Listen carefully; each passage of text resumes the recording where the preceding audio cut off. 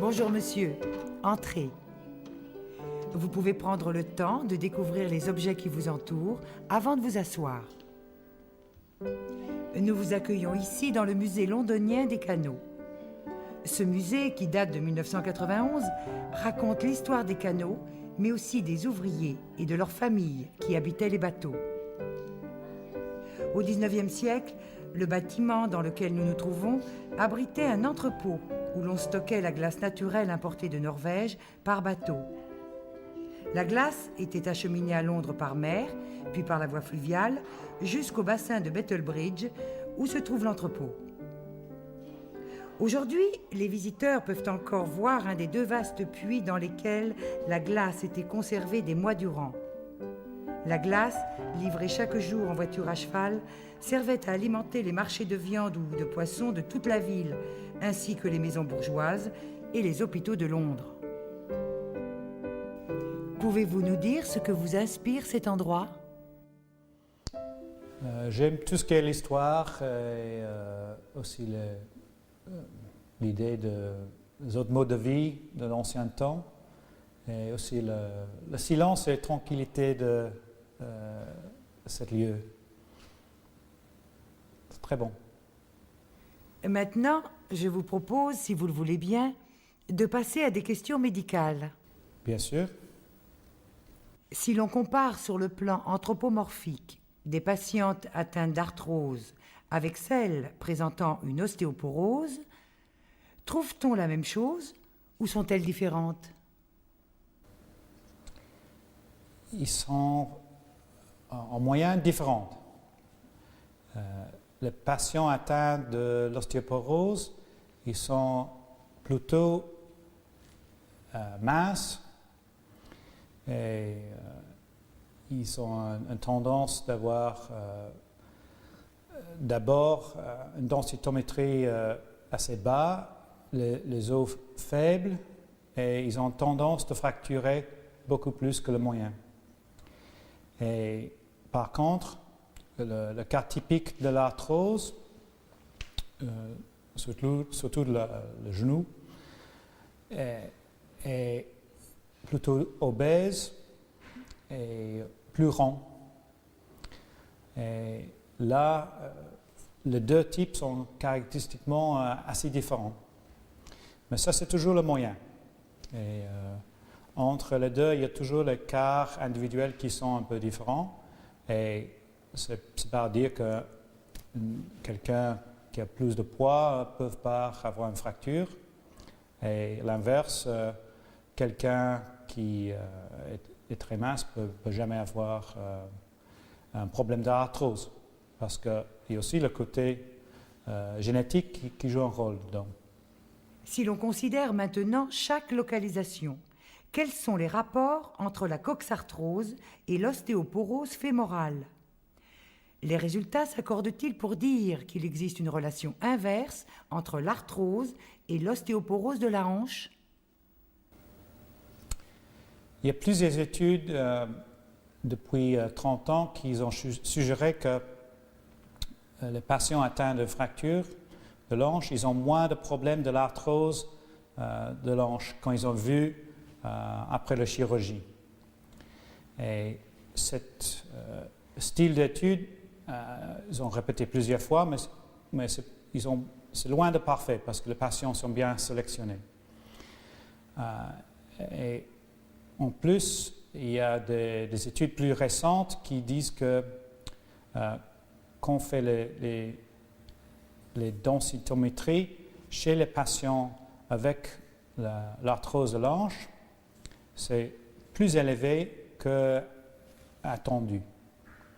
Ça veut dire une relation inverse, peut-être entre la densitométrie, qui est un facteur de risque pour l'ostéoporose et l'arthrose.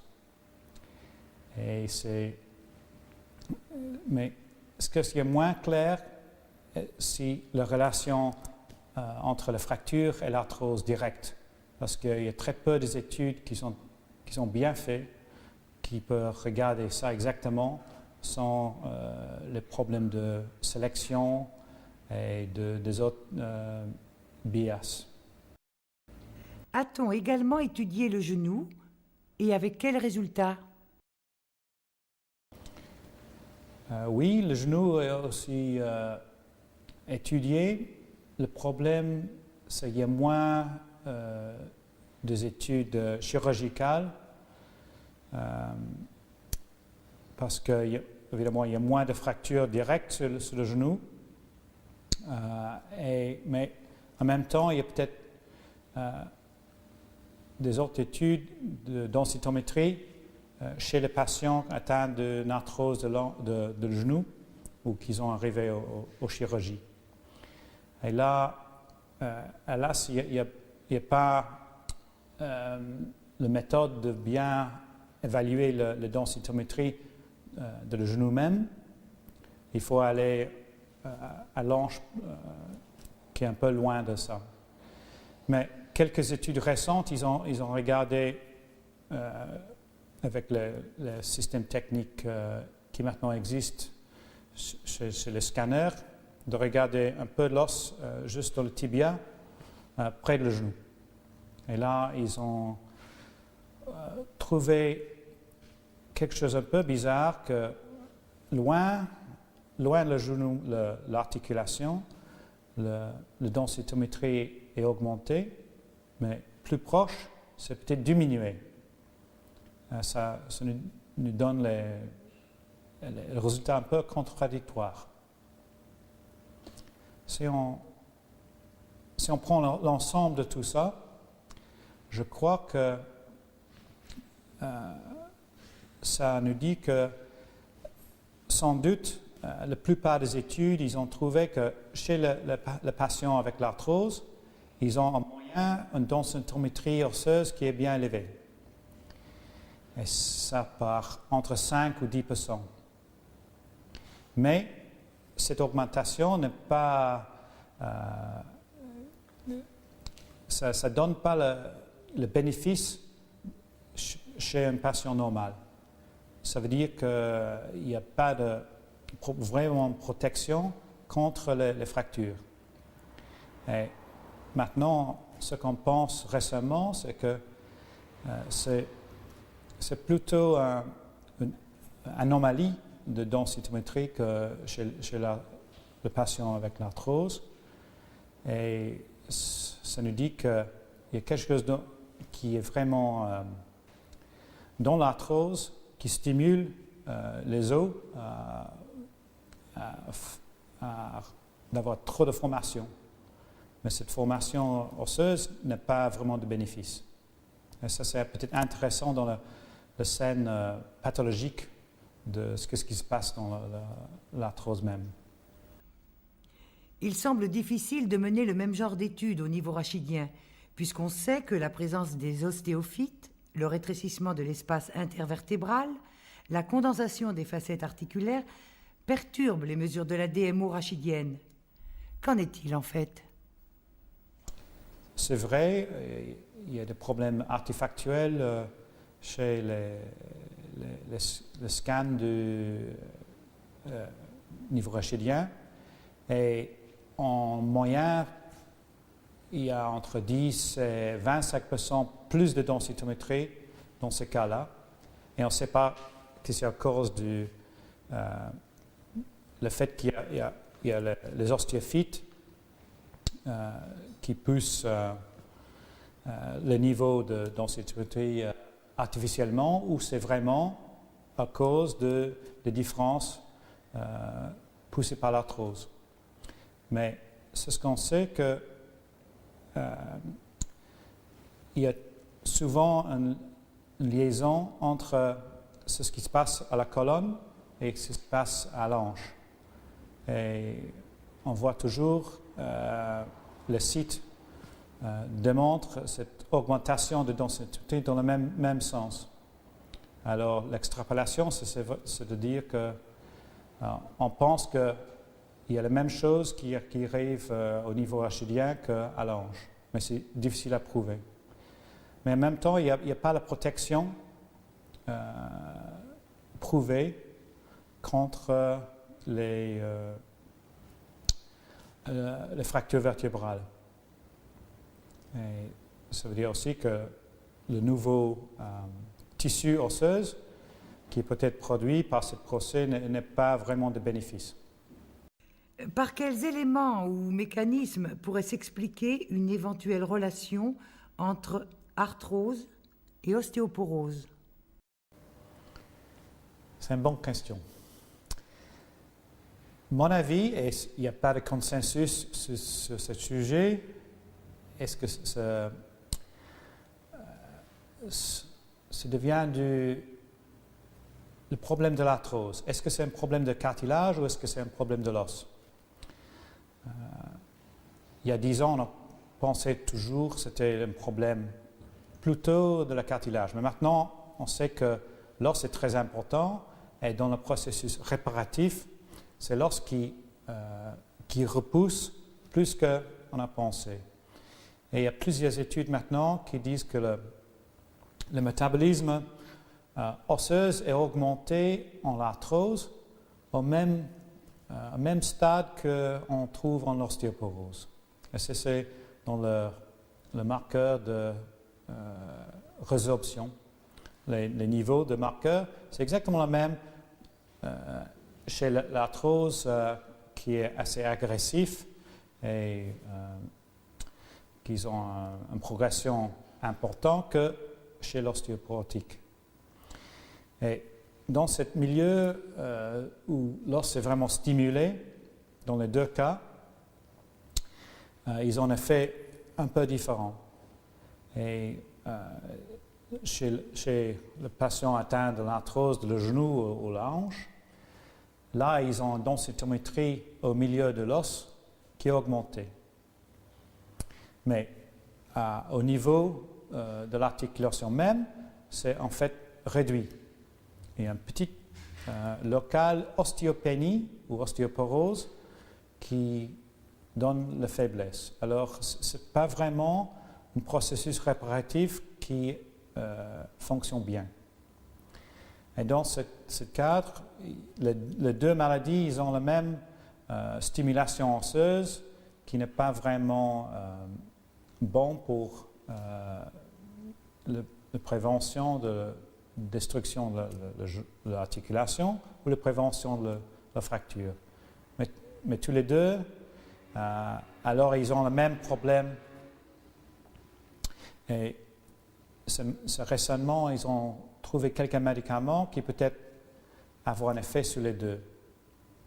Et c'est possible que, par exemple, tous les médicaments en ostéoporose, comme l'antirésorptif, comme le bisphosphonate ou les hormones, peut-être ils ont un effet chez le patient là, avec l'arthrose aussi. Parce que c'est bien possible que si on peut couper cet important stade de turnover excessif chez l'arthrosique, on peut éventuellement prévenir les problèmes plus graves chez le patient avec l'arthrose. Alors, si on comprend un peu plus la liaison entre ces deux maladies, dans la pathologie, dans le facteur de risque, et peut-être aussi les gènes qui peut-être mènent les deux, on peut bien avoir l'espoir que dans quelques années, on voit les médicaments qui peuvent mieux traiter les deux conditions qui sont les plus importantes chez nous, parce que c'est notre avenir d'avoir soit l'ostéoporose ou soit les problèmes de genoux. Voilà. Maintenant, je vais vous demander de vous diriger vers l'écran qui se trouve devant vous.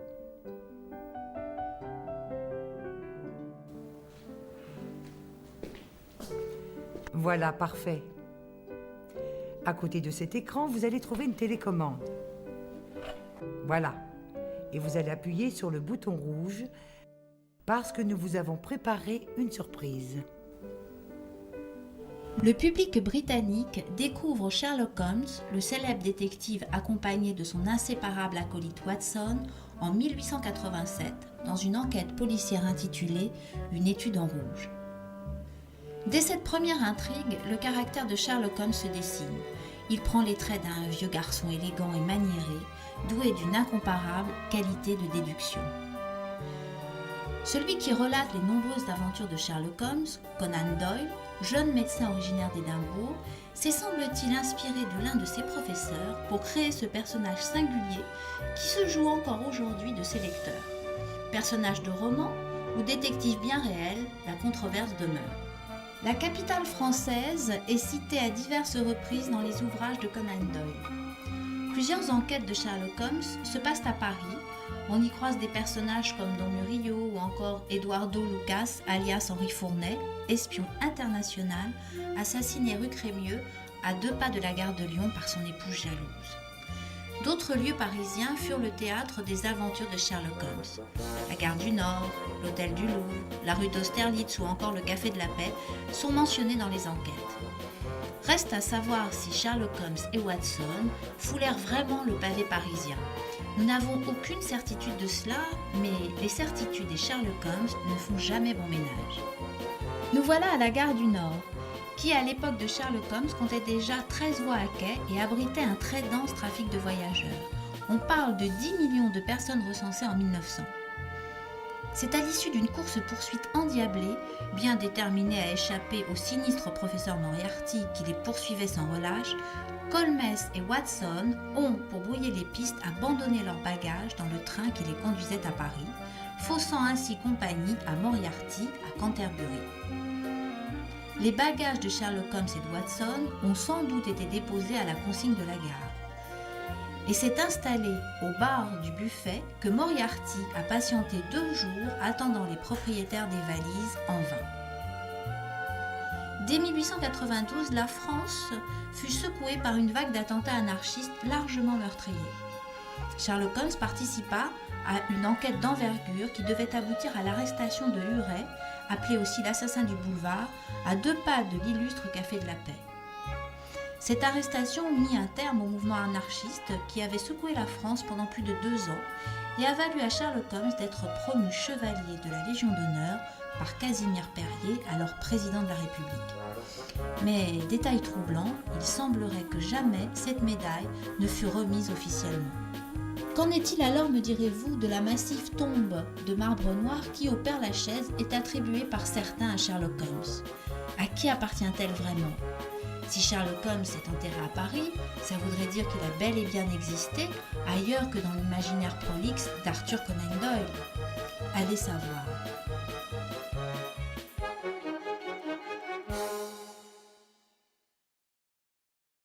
Quel curieux personnage que ce Sherlock Holmes. De nos jours, la police et la médecine collaborent souvent au cours d'enquêtes pointues. La médecine intervient pour identifier la victime, déterminer les circonstances de survenue de la mort, mais aussi l'identité du criminel. Les progrès de la médecine légale ont donc permis à la police des avancées absolument spectaculaires. Est-ce que vous ne pensez pas que Conan Doyle, avec Sherlock Holmes et le docteur Watson, préfigurait déjà cette collaboration? Oui, c'est une bonne idée, je crois. Mais le docteur Watson était toujours la figure, le gars un peu débile dans toutes les histoires. On a toujours rigolé sur ses anciennes méthodes et il était toujours un peu démodé dans ses idées. Alors, j'aimerais croire qu'aujourd'hui, peut-être le médecin a un peu plus l'idée de l'avenir que Watson et peut-être c'est l'inverse, que les policiers sont un peu retardés sur la science. Mais je crois, en effet, c'est toujours une bonne idée d'avoir une collaboration entre les métiers un peu différents parce que l'ouverture pour on est tous prêts d'avoir la connaissance des autres métiers pour nous aider dans toute notre vie. C'est une très bonne idée. Et j'aime bien toutes les collaborations, surtout les collaborations en France. Parce que les idées en français et en anglais sont souvent différentes. Et ça nous permet d'avoir de nouvelles idées et beaucoup de discussions dans tous les sens. On parle aussi dans ce reportage des qualités de déduction du célèbre détective, proche de celles nécessaires au médecin pour déterminer son diagnostic et enquêter sur les maux du corps. Est-ce que vous ne pensez pas que c'est particulièrement vrai en rhumatologie, où l'interrogatoire et l'examen clinique sont les temps forts de cette enquête?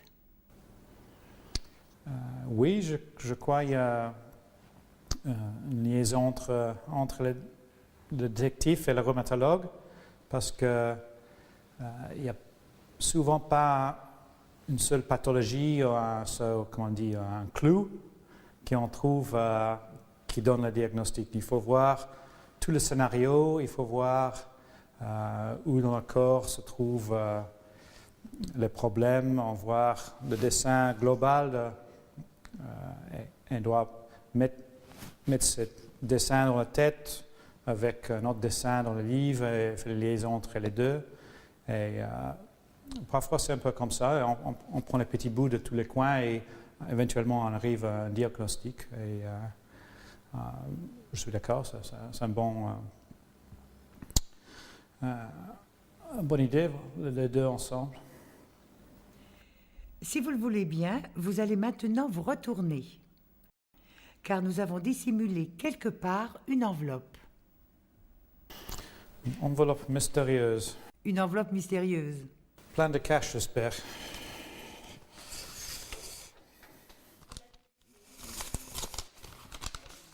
Est-ce que vous pouvez nous lire son contenu ou est-ce trop personnel?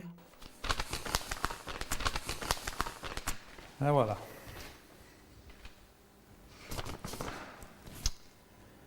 Bon, cette question. La figure historique à laquelle vous auriez aimé ressembler. Quand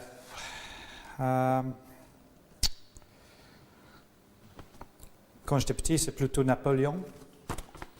Mais je crois qu'il est décédé trop tôt, alors ce n'est pas une bonne idée.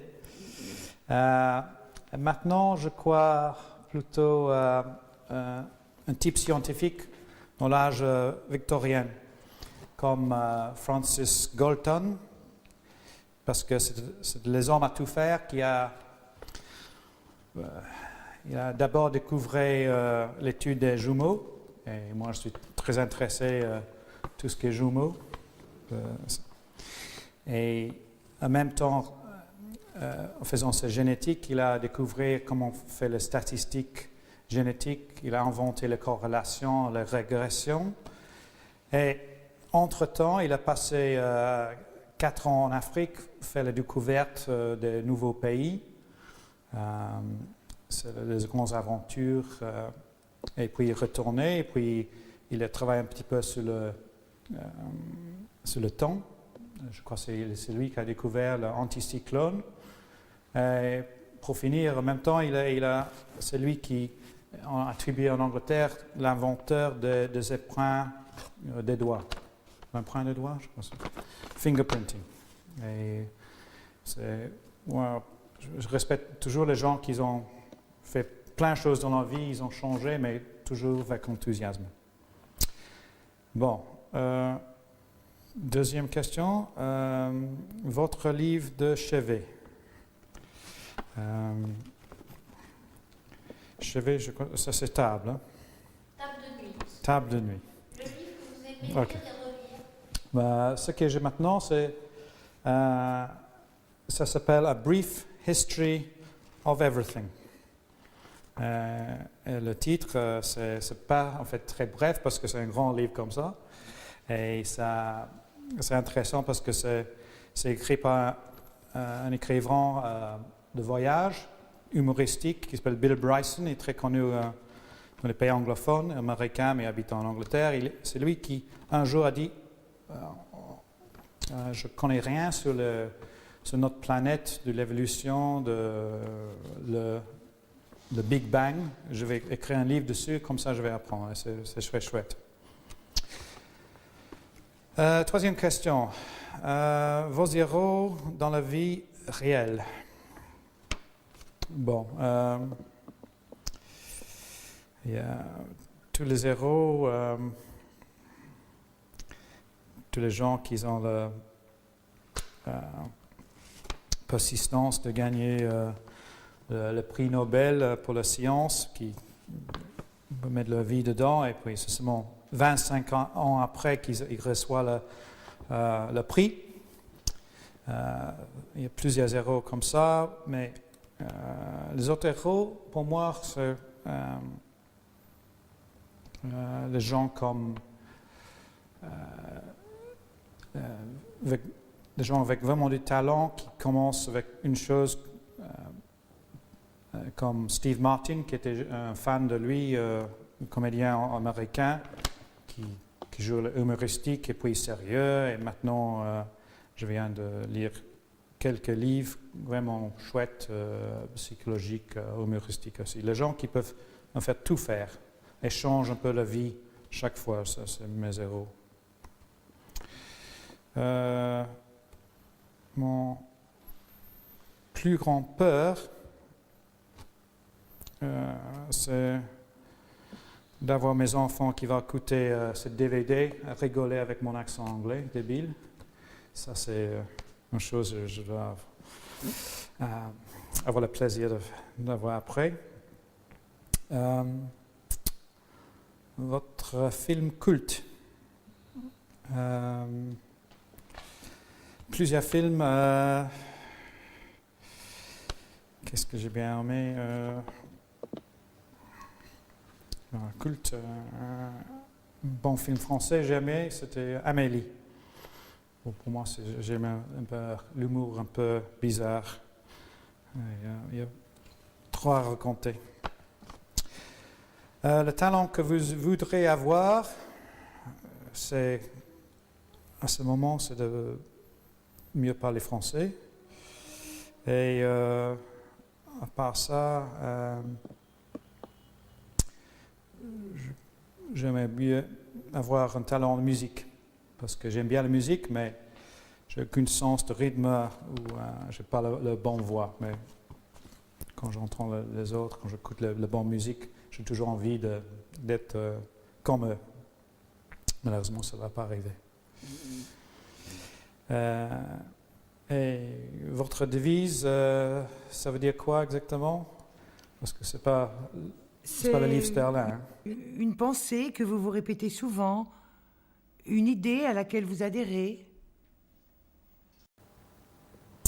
Un motto. Un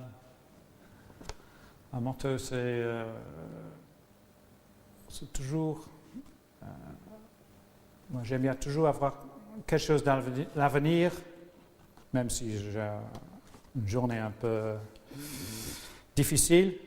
Je dis, tiens, au week-end ou la semaine prochaine, je vais aux Alpes pour faire du ski. Alors, comme ça, la vie est très simple. Voilà. Et pour finir, votre chanson préférée?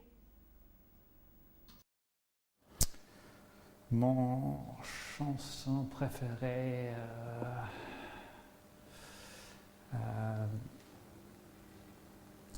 je crois que c'est Louis. J'aime bien la chanson Louis Armstrong. Et une chanson qui s'appelle All of Me, parce que quand on est un peu bas, ça toujours monte la morale. Voilà. Louis et ses All-Stars. Il nous reste à vous remercier d'avoir bien voulu accepter de passer ce moment avec nous dans cet endroit original. Je ne peux pas vous raccompagner, mais je pense que vous connaissez le chemin. Oui, exactement. Merci. Merci encore. Un grand plaisir.